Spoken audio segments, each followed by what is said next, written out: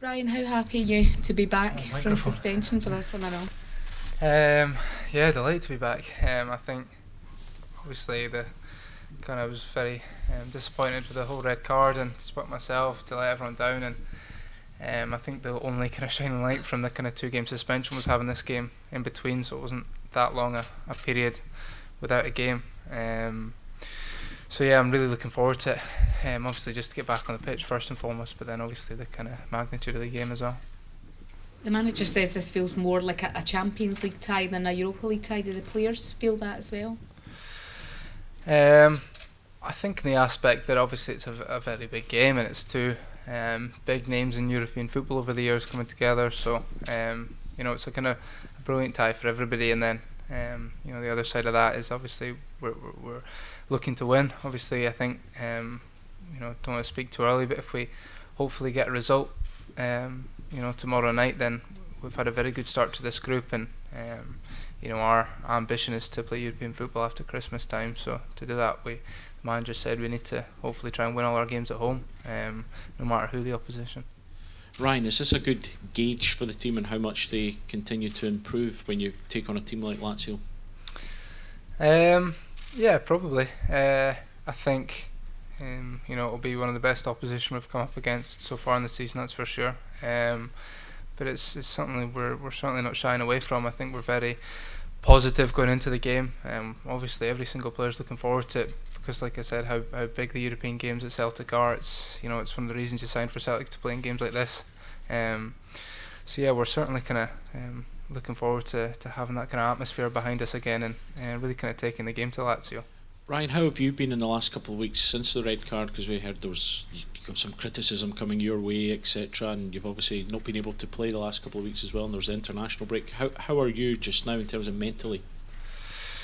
Fine, or as fine as I was before. I don't know. But yeah, look, I'm just desperate to get back on the pitch. It's even better that it hopefully I can be on the pitch in such a huge game against Lazio. But I think obviously after the Livingston game, obviously I had a lot of disappointment myself, and feeling kind of letting everyone down. So after that, the international break was kind of good and bad in ways, and it kind of took me away obviously to concentrate on something else. But at the other side, you just desperate to get back on the pitch with Celtic.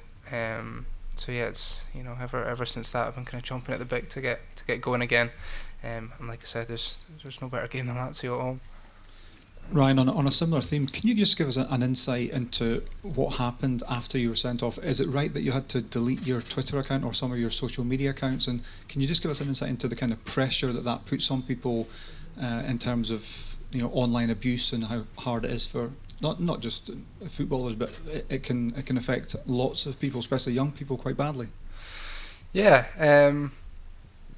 I think there was a kind of natural reaction after the game, obviously, and I can apologise to the boys and everything, but obviously a lot of people frustrated with the red card, as was I and myself. And it's certainly not like I kind of went home and started scrolling through all these tweets. I'm clever enough to kind of stay away from that, but I think especially with social media nowadays, it's virtually impossible to keep it completely away from you. Even if, I wasn't, like I said, kind of scrolling through tweets, but at the same time there's people messaging you saying, oh, this person said that, this person said this. So I think it was at that point I kind of realised, probably a bit different for the general population, but for us sometimes it just can be another platform to people to come at you on. So it was I just thought probably best to kind of delete the Twitter. I think Instagram's a bit different. Obviously you can kind of mould that so that you don't really see anything except who you're following it, but in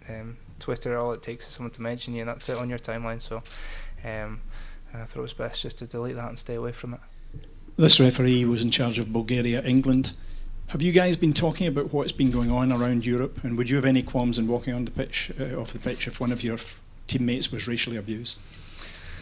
We've certainly been talking about it, just because it's in the news, and we're always going to speak about stuff like that in the football world when it comes up. And I saw the manager's kind of comments as well, and he's said it before to us previously. And obviously, first things first, if if you know, kind of racial abuse becomes a part of this game, then it's up to kind of the UEFA and the referees at the time to you know, make a decision. But yeah, to answer your question, I'll have absolutely no qualms of walking off the park. I think the manager said that you know, he'd be happy for us to do it, and I think in this day and age it's probably going to need strong stances like that to really put a message across to try and stop it. I think you probably get the same answer from everyone in the squad. Ryan, you've undoubtedly become one of the fans' favourites here at Celtic, and believe it or not, remind some people of what Scott Brown was like when he first came in as an energetic attacking midfielder. Do you look at him and seek inspiration for what you could become if you stay at Celtic for years to become a mainstay in our midfield? I didn't think I'd be. That's a very nice compliment to hear.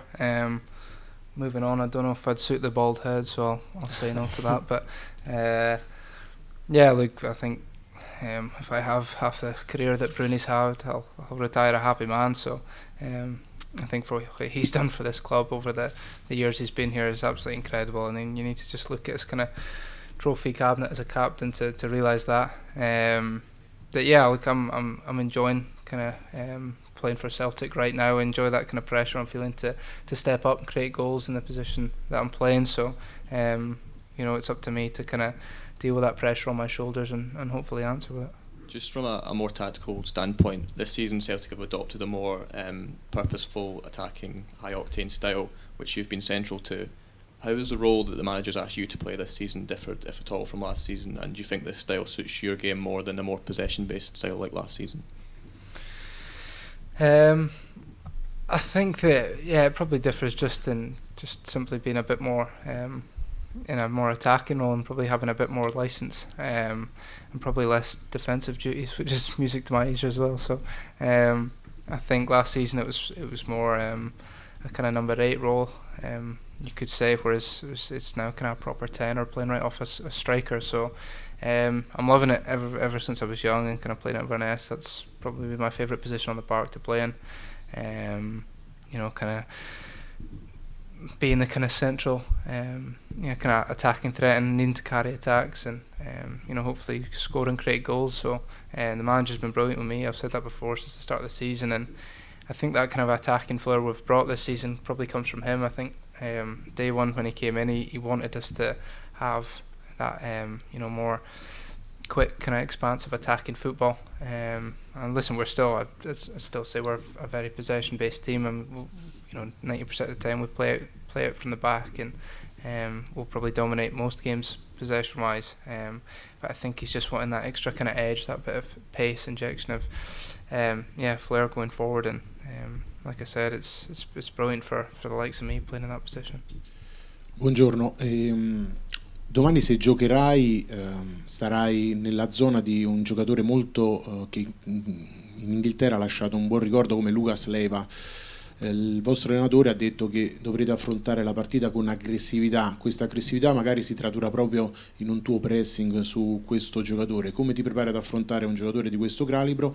E poi volevo chiederti qual è il giocatore della Lazio che temete di più, che può fare male alla vostra difesa.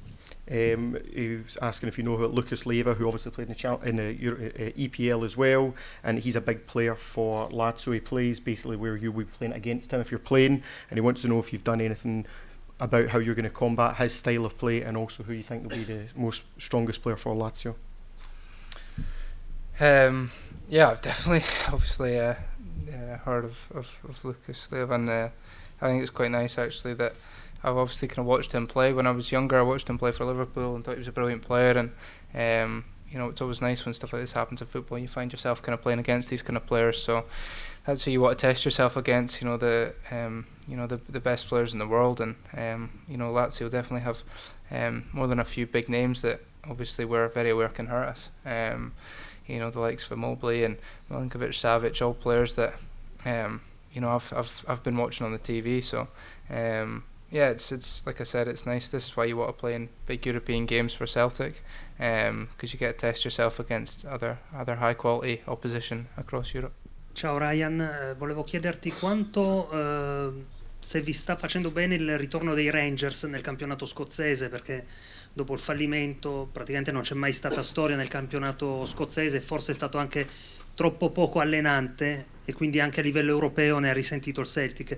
Il fatto che siano tornati i Rangers anche a darvi battaglia vi sta anche migliorando a livello europeo, perché avete almeno una concorrente in casa? Saying obviously Rangers have not been as powerful as they have been until recently, but they've started coming back up now and they're looking at a good team again. He's wanting to know, previously you could have spent all your time basically focusing on Europe and not having to worry about the league, but now that Rangers are back, is that going to take your focus off European competition?